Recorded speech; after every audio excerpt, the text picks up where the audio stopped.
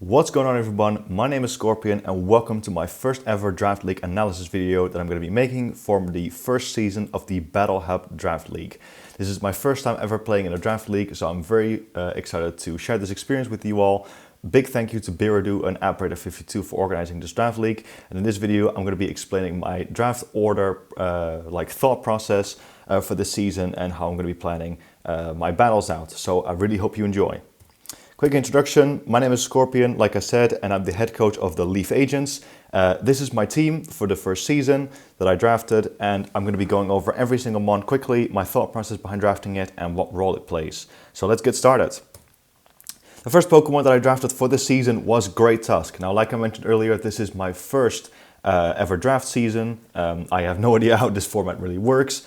But I'm going to give it my best shot, and I really wanted my best, or my first draft rather, to be something that I knew I couldn't go wrong with, and that is going to be Great Tusk. I'm very happy and excited that I'm able to draft this mon first, and for good reason. Everyone who's played Generation 9 OU will know what this Pokemon is capable of. It is a very, very powerful wall breaker with its amazing ground and fighting staff combination, with that huge attack set as well. It has great bulk both on the physical side and surprisingly with good investment and an assault vest attached on the special side, so it's rather unpredictable in that regard as well.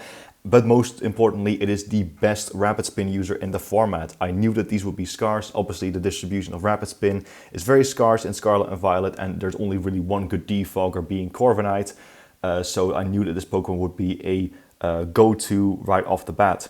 It's also an additional Stealth Rock setter, so that gives me a hazard option straight away. And this Pokemon is just overall amazing. I mean, like I said, anyone who's ever touched Overused will know what I'm talking about. Next up on the Draft League, as you know, I am the head coach of the L.E.A.F agents, and our mascot is Iron Leaves. Ever since this Pokemon came out alongside Walking Wake on Pokemon Day, I knew that this Pokemon had potential. Everyone's eyes was on Walking Wake back then, but I just knew from the corner of my eye that Iron Leaves was going to be an underrated threat, and that is exactly what it has turned out to be. Iron Leaves is a very powerful sweeper with good stats to be one, and it also has great coverage alongside its powerful stabs, like Close Combat and Wild Charge, which make it very unpredictable. Its ability Quark Drive is also often overlooked, as it is able to give it completely free boosts that are not ignored by Unaware or anything else, which makes Iron Leaves a very, very deadly cleaner. The main reason why I wanted Iron Leaves, however, is because I knew I needed a Terra Captain. And Iron Leaves makes great use of Terastallization. For anyone who's ever faced me in a Wi-Fi battle in Scarlet and Violet Overuse may know what I'm talking about here. Iron Leaves is an amazing Pokemon with Terastallization, as the move Terra Blast gives it an offensive power that no other Pokemon really quite utilizes as well. And with the right matchup, this Pokemon cleans house. It is also an amazing stall breaker. It's a combination of Grass and Psychic, does really well against a lot of defensive Pokemon in Scarlet and Violet, like Dondozo and Clodsire. And due to its nature of the move Psyblade, it is also an excellent terrain abuser. Not just of electric terrain, which powers up its Psyblade and gives it a Quark Drive boost for free, but it even abuses all of the other terrains like Psychic terrain and Grassy terrain, which also power up its other stab moves, which is very, very good. So very excited I'm going to be using this mon. I think it's going to be a very, very good addition to my team, and I actually kind of built the team around it a little bit as well. Obviously I'm not relying on it completely, but I think Iron Leaves will be an amazing addition for my team this season. Alright, next up is Kingambit. Now, the main reason why I wanted Kingambit is because, as you may have noticed, my team is a little bit of a hyper-offense style, or at least it looks rather offensive. And what is a good offensive team without an amazing revenge killer to prevent opposing offense from bowling you over? Kingambit has the strongest priority move in the game. Its Sucker Punch hits like a truck. And alongside that dark typing also comes a naturally amazing steel typing, which is a great defensive backbone. Due to that amazingly high attack stat, it is also a great wall breaker that has a lot more coverage than just what it usually runs in OU, which is just its stab moves. And because of the fact that I actually already have Great Tusk on my team, I noticed that in general the answers to Kingambit are just very lackluster. And because I myself drafted one of the best answers to it, I thought it would be a great addition to my team. So that's where that comes from. Next up is Rotom Wash, which is mainly the first support Pokemon of the team that I thought would be a great addition. It's got excellent utility with multiple status options in Will-O-Wisp and Thunder Wave. It can grab momentum with Volt Switch, and it's got an amazing typing both offensively and defensively. Obviously, for those who have played Scarlet and Violet Overused or any other metagame really, Rotom is obviously known for its defensive capabilities, but you'd be surprised how strong this thing can be with the right choice item attached. And because of that, it's got an amazing trait for Draft League in my opinion, which is its unpredictability. This Pokemon supports Iron Leaves very well, and a lot of other team members too in my opinion. So I'm very happy with this addition. Next up is Moltres, which might be the first surprising pick for a couple of you because it's not obviously infamously known as the best fire type in the world, but let me explain. Like I said, the first reason why I wanted this Pokemon on my team is to be a fire type, which ends off my fire, water, grass core. This is a typing core that I think is very strong in Pokemon in general, and I often build teams around it. And I think in Draft League especially, it is important to have one as well. Not necessarily extremely, a necessity, but it is important. It also gives me a special wall breaker. As you may have seen, the first 3 Pokemon on the team were mostly physical attackers, and Rotom Wash is also not exactly known for being a nuclear threat. So I really needed something that had some hard-hitting moves like Fire Blast and Hurricane, which are difficult to switch into. It is also a momentum grabber that forms a very nice, powerful Volt Turn core together with Rotom to get the other threats of the team in, keep on hitting hard, and that just basically chips the team for Iron Leaves and other threats like King Gambit to clean up. So it honestly was a really nice addition. And because of the fact that I have Great Tusk, the best rapid spinner in the format, I really feel like the biggest weakness of Moltres, which is Stealth Rocks, were not as big of a deal because I can actually get rid of those rather easily, or at least more easily than a lot of other teams might. Next up is Frostlass, which is also quite a surprising pick. I think most people were not expecting this mon to be drafted at all, but the L.E.A.F agents definitely appreciated what this mon brings to the table. First of all, Great Tusk is the only one that has Stealth Rock. King Gambit has it as well, and there may be another member on the team that has it, but nobody has Spikes yet, and that's where Frostlass comes in. Alongside Spikes, it is able to share the team with, bring great other additional utility to the team with other moves like Will-O-Wisp, Thunder Wave, Disable, and even Destiny Bond. And it is also a Ghost type, which I believe every team needs as a spin blocker. That is obviously an incredibly valuable trait.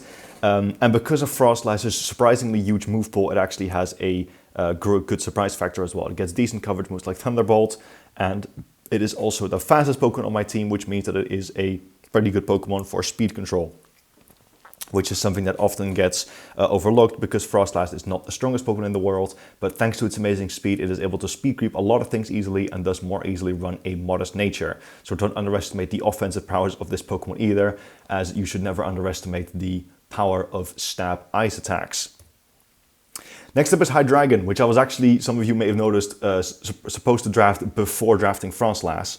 But this Pokemon is really my special attacking nuke. I really noticed that I was struggling against physical walls, and I needed a special attacker to blow past them, and that is where Hydreigon comes in. In Draft League, I would imagine with the lack of fairy types on every single team, it's got a very spammable stab combination and strong moves with Draco Meteor and Dark Pulse. Every Draft League obviously benefits from a Dragon type, so that's why I chose that. It is also an additional Stealth Rock user in case I want it, so my opponent's going to have a hard time guessing which Pokemon will be using Stealth Rock, which it can also set up easily thanks to its great offensive typing and coverage. And lastly, it is also a momentum grabber. This mon once again gets U-turn, and I kind of built this team with a very, very strong Volt Turn spamming core in mind, which, like I said, Iron Leaves and other Pokemon on this team will very much appreciate. So this Pokemon is very much a wild card.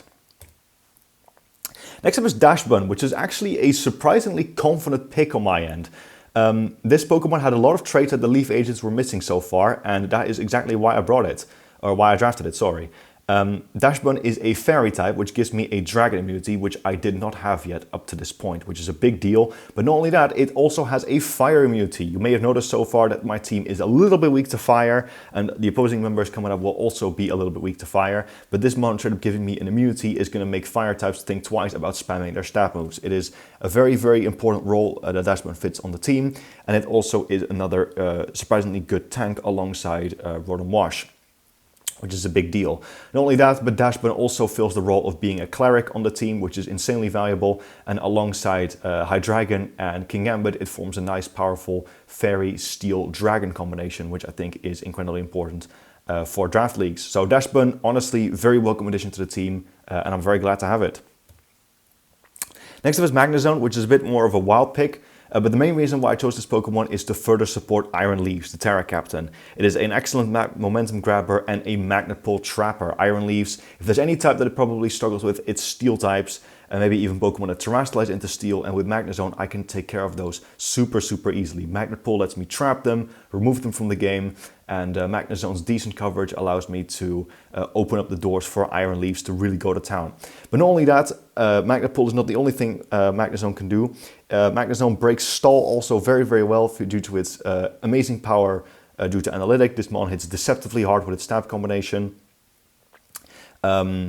And due to its access to body press, for the people who want to try and wall Magnezone with Chansey and Blissey, that is not exactly going to go very well. So nice unpredictability, and again the defensive backbone of having a steel type is also quite nice. Second to last we have Drifblim. Drifblim is, in my opinion, an absolute steal for 3 points in this draft league. I was very surprised it costed that little. Because this mon is actually quite an underrated gem in my opinion. It's an additional hazard control option with Defog, because it's one of the few Pokemon that still has Defog left, that can actually threaten Golden Go as well with its stab, so that is a great choice. It also has amazing utility. It spreads status with Will-O-Wisp, can recover its health with Strength Stab while also crippling physical attackers at the same time. It's even got a little bit of sweeping potential if enough Pokemon are statused, thanks to its access to Hex, and also ability to like Unburden and Flare Boost, which can be a surprising backbone in the right matchups. Courtesy of being a ghost type, again, it is another spin blocker. If I don't fancy the frailty of Frostlass, I can rely on Drifblim to take it a little bit slow. And yeah, this Pokemon unpredictability is just a great addition to any team in my opinion. Why this Pokemon only costed 3 points is beyond me, but I'm very excited to have it on the team. And last but not least, we have Venomoth, which did not exactly cost very many points, but was a great last addition to the team, in my opinion. This Pokemon is a very deadly sweeper with Quiver Dance, and is also the only Pokemon on my team that can induce sleep somewhat reliably, thanks to access to Sleep Powder. It is also one of my Terra Captains for this season, so it can terrestrialize, and with its ability Tinted Lens, this Pokemon is a surprisingly deadly sweeper to try and wall with its stab combination of Bug and Poison, which is normally very easy to get around, but with Terra and Tinted Lens this becomes a lot harder, and it may sometimes be able to win games on the spot. The last reason why I have Venomoth on the team is because it fills a role that I did not yet have which I think every draft league needs, or draft league team, which is a grounded poison type, which allows me to absorb toxic spikes. If your team does not have a grounded poison type, it's going to make you very weak to them, and that could rack up a lot of chip damage over time. So Venomoth, very welcome addition to the team. Another Pokemon that the aforementioned Volturn spammers can really open up a hole for. And like I said, because of my access to Great Tusk, I'm not all that worried about the hazards. But of course, if all else fails, there is also still the addition of Heavy Duty Boots.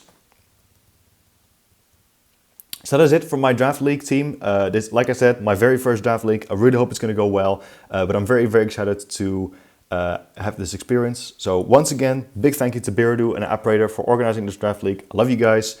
Good luck to everyone in the draft league, and I will see you all soon. Good luck and peace out.